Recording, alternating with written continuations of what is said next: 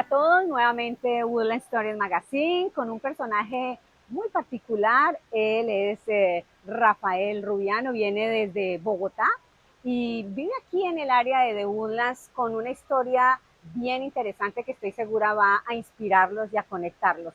Él vivió una situación de cáncer complicada a nivel cerebral y dijeron que no podías posiblemente sobrevivir, también lo mandaron a su casa, pero yo quiero que seas tú quien les cuente a todos nuestros seguidores de Woodland Stories Magazine qué fue realmente lo que pasó. Bueno, hace 10 años, en el año 2014, me detectaron cáncer cerebral de cuarto grado. Estaba perfectamente bien cuando se paralizó mi parte izquierda y de repente tuve que ir a la clínica. Duré 3 meses hospitalizado, me operaron y me sacaron una parte derecha del cerebro con el tumor que tenía. Cuando salió la Sí, patología, dijeron que era cáncer cerebral de cuarto grado. El tumor se llamaba glioblastoma multiforme. pero contémosle qué fue lo que pasó al comienzo, cuáles fueron esos síntomas iniciales. Mira, yo tenía 38 años, eso fue hace 10 años. Sí, No tenía ningún problema de salud, yo estaba perfectamente bien, pero cuando estaba tocando piano, yo soy músico, sí, sentía un calambre muy eventualmente que me paralizaba la mano izquierda, pero no le puse mucho cuidado. sí. Un día venía de trabajar, trabajaba como maestro en una escuela, venía de trabajar y se me durmió el brazo izquierdo. Cuando llegué a casa le dije a mi esposa que el brazo izquierdo se me había dormido, ella me ayudó a poner la pijama y cuando ya fui a hablar ya no pude hablar. Ajá. Entonces empezó a dormir toda mi parte izquierda, inmediatamente tomamos un taxi y nos fuimos para la clínica. Esa noche me tuvieron hospitalizado como una semana, habían visto un sangrado en el cerebro pero no sabían qué era. Ajá. Pensaron que era un accidente cerebrovascular o algo arteriovenoso, pero seguía igual, así me mandaron a casa y duré en casa una noche y me agravé. Ya el dolor era muy fuerte, ya estaba muy mal, me volvieron a hospitalizar y ese fin de semana tenía que operarme porque cuando me tomaron otro examen, el sangrado había aumentado. Ese día, eso fue un sábado, me entraron a la cirugía, mi esposa tuvo que firmar porque le dijeron que no había posibilidades de que viviera. Me drenaron 1 litro de sangre del derrame que tuve en el Oh, cerebro tremenda. y después de la cirugía, a los 8 días salió la patología. Sí, Nos que era citaron, era cáncer cerebral de cuarto grado. cáncer de cuarto grado, que es uno de Es el los más, más agresivos más agresivo. según la Organización Mundial de la La Salud. salud. El tumor se llama glioblastoma multiforme, que es algo, Sí, dice el oncólogo decía que es el papá de los tumores, porque se opera y se riega rápidamente otra vez. Sí, lo que me decía el oncólogo es que de los casos que él había tratado de ese tipo de tumor, de cáncer, no hay ningún sobreviviente, no hay. wow.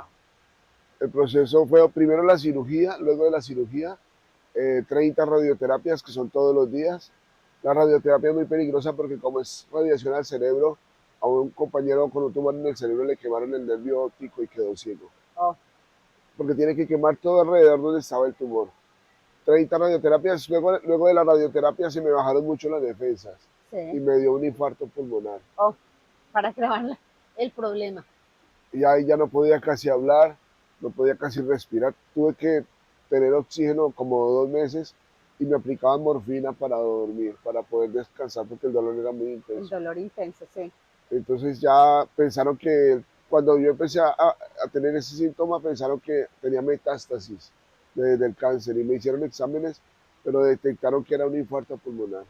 Rafael, voy a hacer un break aquí para poder decir, una persona como tú, que en ese momento tenía 38 años, que estaba casado, que ya tenía 3 hijos, que era el sustento en gran parte de la familia, ¿qué pasa en tu vida en ese momento? No solamente a nivel familiar, sino que hay tiempo también de pensar en Claro. otras cosas. En qué pensabas también? Lo que yo más pensaba, bueno, yo trataba de ser fuerte frente a mis hijos y mi esposa, Sí, porque yo no quería derrumbarme, porque si yo me derrumbaba, pues ellos también. sí. Pero yo cuando me quedaba solo en la noche yo lloraba, porque 38 años y me decían que máximo iba a vivir un año, Oh, que si me más iba bien cruel. con el tratamiento iba a vivir un año por mucho. Yo decía, mi hijo menor tiene 5 meses, no lo voy Sí, a ver grande. sí. Entonces yo le lloraba a Dios y le decía que me dejara vivir, que me regalara la oportunidad de ver crecer a mis hijos. Eso era lo que más me pensaba yo, era eso, mis tres hijos, porque el menor tenía 5 meses, el del medio tenía 7 años y el mayor tenía 12. Entonces, lo más duro es eso. Lo difícil después de eso fue la discapacidad, porque yo quedé como un vegetal. Sí, O sea, a mí me tenía que bañar, vestir, no me podía ni girar en la cama. A mí me sentaban en una silla como esta y si no me amarraban, yo me caía. ok. Pero fue un proceso difícil. ¿Cómo se vive eso con la esposa, la familia? Entiendo que en aquella época eras pastor Sí, en una estábamos. iglesia. Bueno, yo después pastoreamos, pero yo serví 8 años en una iglesia cristiana en Colombia como líder de la alabanza, como pastor de la alabanza. Ajá, Uno piensa muchas cosas, o sea, tan pronto sucede algo malo, uno dice, hombre, pero Dios mío, ¿qué está pasando? Yo no me quiero morir, pero entendemos que Dios todo lo permite con un propósito. Y recuerdo que un pastor en Colombia me llamó y me dijo, tranquilo Rafael, que eso no es para muerte, su enfermedad es para la gloria de Dios. Y yo pensaba, pero la gloria sí. de Dios, ¿cómo la gloria de Dios? Pero hoy en día, que han pasado 10 años, que puedo compartir el testimonio, animar a muchas personas, porque cuando dan el diagnóstico de cáncer, la gente se muere solamente de No, pensar. eso ya es una noticia nefasta. Eso ya para qué Exacto, más sigo viviendo. exacto. Y más cuando le dicen a uno, le determinan cuánto le queda de vida, es muy difícil. Pero solamente con la ayuda de Dios pudimos avanzar. Mi esposa fue una mujer muy valiente, estuvo ahí a mi lado, yo tenía que bañarme, vestirme y con un bebé de 5 meses aparte y con otros dos hijos más grandes. Pero gracias a Dios fue un proceso que ha sido todos los días. Hoy en día yo despierto y puedo respirar y Claro. le doy gracias a Dios porque cuando estuve con el infarto pulmonar no podía ni siquiera. Pero ahí también es importante ver cómo una buena relación de pareja es muy importante para apoyarse en esos momentos, porque si la relación no está consolidada, ¿quién va a querer hacerse cargo de una persona Es verdad. que no va a poder sostener la casa, que va a quedar con una incapacidad o una discapacidad por toda la vida? ¿Cómo lo analizas tú? Sí, yo le doy gracias a Dios por mi esposa y yo le digo a ella que es una valiente porque Sí, cualquier otra mujer había podido decirle a mis padres que estaban vivos en ese tiempo, ahí está su hijo, porque yo no podía hacer nada, nada solo, nada, ni siquiera voltearme en la cama. Pero solamente Dios le dio a ella la fidelidad, la valentía de echar adelante el hogar. Y ella, yo después de sustentar toda la casa, ella tuvo que empezar a trabajar, imagínate, empezó a ver por todas las cosas de la casa, porque ella era una ama de casa hasta donde yo trabajé. claro. Después ella tuvo que asumir el rol como de jefe de casa. Ahora, gracias a Dios, yo ya puedo moverme, puedo conducir. Yo sigo trabajando con la música, yo toco piano, enseño todos los instrumentos.